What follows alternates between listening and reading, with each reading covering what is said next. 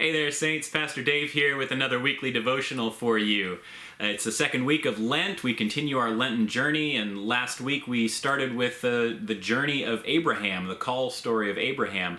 I want to turn to his grandson this week in Genesis 32 and hear a story about Jacob and a very interesting occurrence in his life. Same night, Jacob got up and took his 2 wives, his 2 maids, and his 11 children, and crossed the ford of the Jabbok. He took them and sent them across the stream, and likewise everything that he had, and Jacob was left alone. And a man wrestled with him until daybreak. When the man saw that he couldn't prevail against Jacob, he struck him on the hip socket, and Jacob's hip was put out of joint as he wrestled with him. Then he said, "Let me go, for the day is breaking." But Jacob said, "I will not let you go, unless you bless me." And he said to him, "What is your name?" And Jacob answered, "Jacob." Then the man said, "You shall no longer be called Jacob, but Israel, for you have striven with God and with humans and have prevailed." Then Jacob asked him, "Please tell me your name." But he said, "Why is it that you ask my name?" And there he blessed him. So Jacob called the place Peniel, saying, "For I have seen God face to face, and yet my life is preserved." And the sun rose upon him as he passed Peniel, limping because of his hip. Saints, this is a story all about perseverance, tenacity, about sticking with it when things are difficult. I wonder what occasions in your life have you had where you just had to stick with it and hang on and keep trying. I don't know, Charlotte is learning to ride a bike right now, and maybe that's one of those situations where you just got to keep at it. Someday it'll click and you'll figure it out.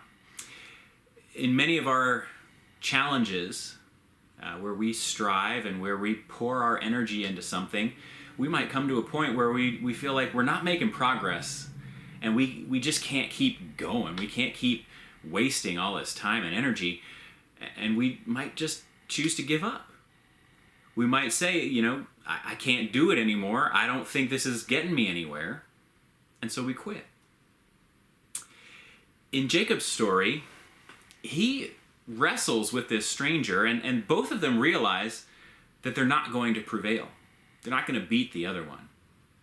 And maybe that's the point where we want to give up, when we know we can't win. But Jacob doesn't give up. He holds on.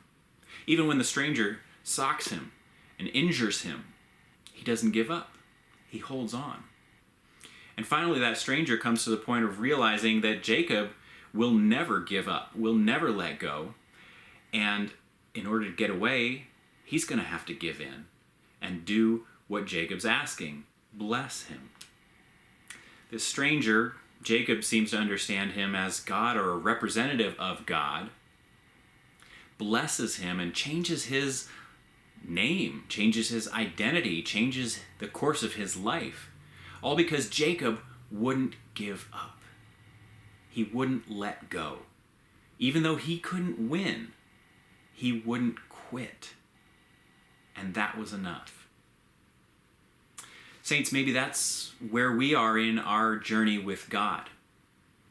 Maybe we don't know how we can progress or move forward. Maybe we feel like God has injured us. God has done something or allowed something to happen that really hurt us, and we just don't know how we can proceed. Maybe we don't need to. Maybe all we need to do right now is hold on. Don't quit. Don't let go. Saints, that is your devotional for this week. I hope it's helpful in this Lenten season. I hope you are doing well and staying healthy, and I will certainly be praying for you. I hope you'll keep praying for me. I'll see you again soon, Saints. Take care.